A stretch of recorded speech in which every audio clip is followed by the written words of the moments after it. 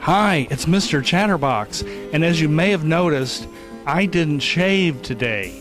That's because we're going to go bohemian and explore my favorite Sarasota neighborhood, Laurel Park.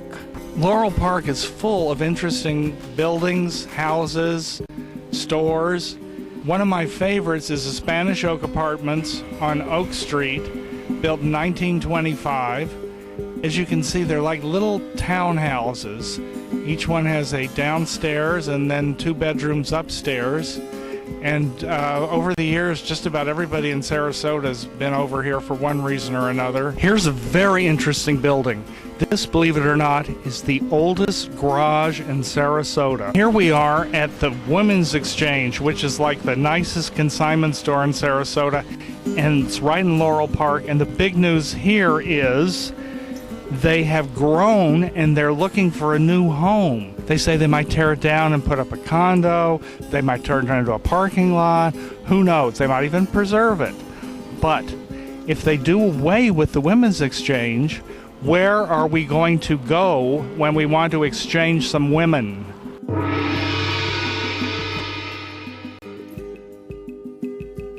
Boy, it's so hot out today. I ran into Jack Vignali's store to get in the air conditioning. Hi, Jack. How are you? Nice to see you. Jack, this chair looks like it'd be perfect for this neighborhood. Tell me a little about it. It's great. It'd be great in a Sarasota School of Architecture home. It's designed by Arnie Jacobson back in the 40s.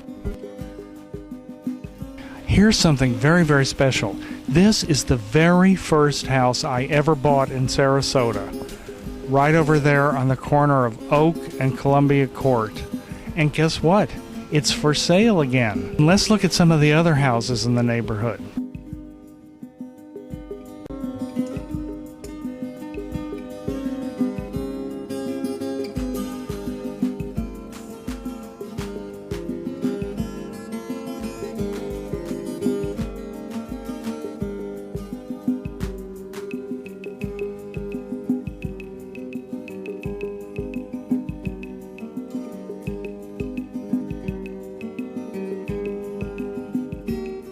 Now, many of you may remember the house behind me as the Jesneriad Foundation that, as you can see, had an actual artificial rainforest built into the side yard.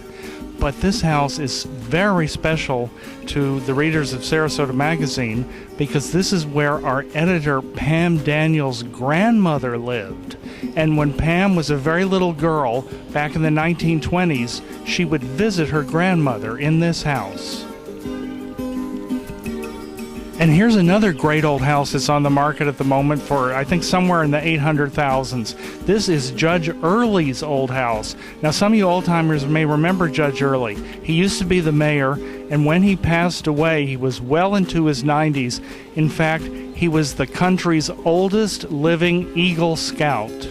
Okay, now it's been a hot day wandering around Laurel Park, so we stopped in Metro. Now, we're talking with Brandy. Brandy, how would you describe Metro Coffee Shop? It's very different than any other coffee shop I've ever been to before. It's got a lot of culture.